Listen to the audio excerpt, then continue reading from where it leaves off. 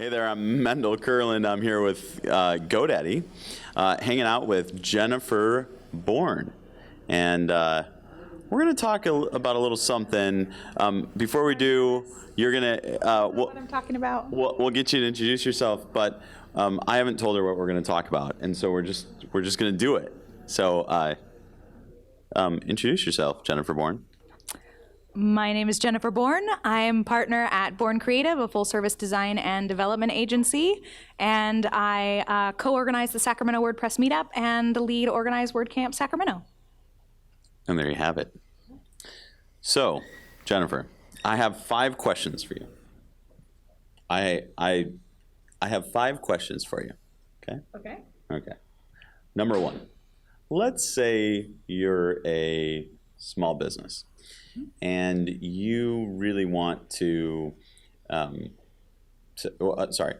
before you start a small business, you really want to start a small business. What is the first thing that you do from a branding perspective? What's the first step? You have this concept, you want to create something cool, you want to provide a service, or you want to provide a product. What's the first thing that you do? The very first thing I'd say is to get out and start talking to people about it. Make sure that there's interest, that you get your message down. And the only way to do that isn't to sit behind your computer and craft your message and then keep editing it a bunch of times, but it's to get out and actually talk to people. Tell them about what your idea is, tell them about what you're doing, and figure out the way that you can say it and how it resonates with people the most. So you write it on paper? Is that... You write it on paper? You can write it on paper, you can type it up, you can do whatever you want. You have to get clear about your message before anybody else can be clear about your message. So you've got to practice it, you've got to get clarity, but the best way to practice it is actually talking to real people out in real situations. Go to networking groups, talk to other business owners, get out there and start talking about what you do and get really clear on how you're going to communicate that. So you're talking about perfecting your pitch, Sure. and then taking it out there, talking to people about it, and just doing it, seeing if people are interested in it. Okay. So you've figured out what you want to do, and it's perfect. Everybody loves it. Okay, you go to all these events, everybody's super excited, and now you're caught in this area where maybe you don't know anything about finance. Maybe you don't know anything about branding. Maybe you don't know anything about, I don't know, legal stuff, right? So what's the next place that you go? Is it legal? Is it finance? Is it branding? Is it website? What's the next step? That's a good question. I think all of those things are important, but it's going to be a little bit different for everybody. It's going to be a little bit different on what you do next or how you go. But once you know you've got something, you're excited about it, you're ready to get out there, you're ready to sell, you can throw up a website. You could get that done. You could go get legal. You can do all of these things. But you need business, you need money, you need clients, you need people coming in. My first step always when I'm talking to new business owners is to start networking. It's the very first thing that you need to do. Nobody can pay you if they don't know that you exist. So there are a lot of people that go into business and they don't have a website for months, but they're still getting new clients because they're out there and they're talking to people. Or they don't have their legal structure all done yet, and that's okay. You don't have to have everything done, but make a list of those things to do, and while you're out there networking and you're building up your contacts and you're exposing your offer to more people so that they can refer business to you or that they know that's there, start checking off one thing at a time behind the background. You know, get that website done, get your branding in place. People are always kind of surprised when I don't say branding first because I always talk about branding. But I think that branding isn't something that you can force. You can't force your brand on people. You build it. You can help shape it, but you build it by showing up. And you build it from experience. You do good work, you're going to be associated with good work. You know, you show up and you're helpful and you talk to people, you're going to be associated with those things. So branding a lot of times isn't something that's just you can put together a logo or a website and call it a brand, but it's an experience people have with you, and it's how you're perceived and how you're remembered.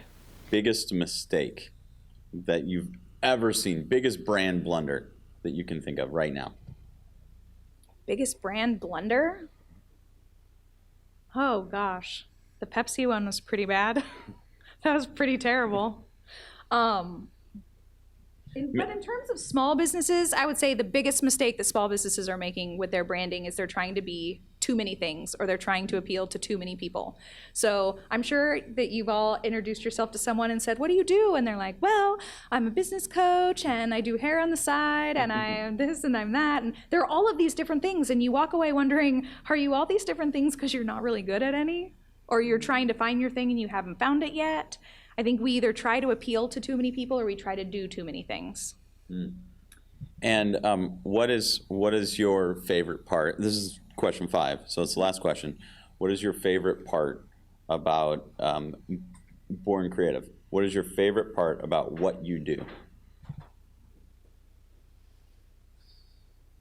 Other than getting to travel a lot and make my own schedule?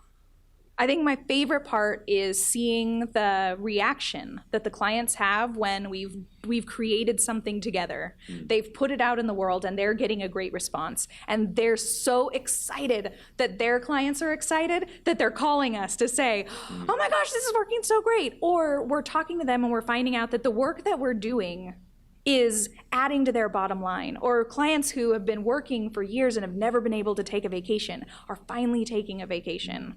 Or they're finally able to, reinvest or something like that. I think the biggest reward in working with small businesses is that you are not just affecting their business or a little department in a large company, or you're adding some more dollars to the bottom line of a corporate behemoth or something. But when you work with small businesses, you work with the whole person. You oftentimes are affecting not just their business, but you're affecting their life and their family and how they show up during the day and how they feel about themselves.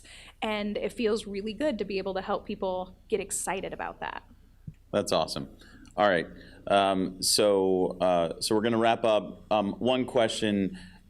I'm sure you get asked this all the time, but do you ever blog about your travels or the experience that you've had with the freedom that comes with Bourn Creative?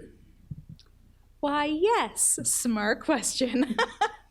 I actually have a personal blog called Inspired Imperfection, and I blog about all our family adventures and food and recipes and the struggles that come along with being a business owner and sitting behind my computer and not getting enough exercise. But I blog about all of those at inspiredimperfection.com. Cool. And last, how can people get a hold of your professional self, not your personal Inspired Imperfection self? My business is at bourncreative.com. I'm also at Jennifer Bourn on Twitter, Facebook, LinkedIn, all the places.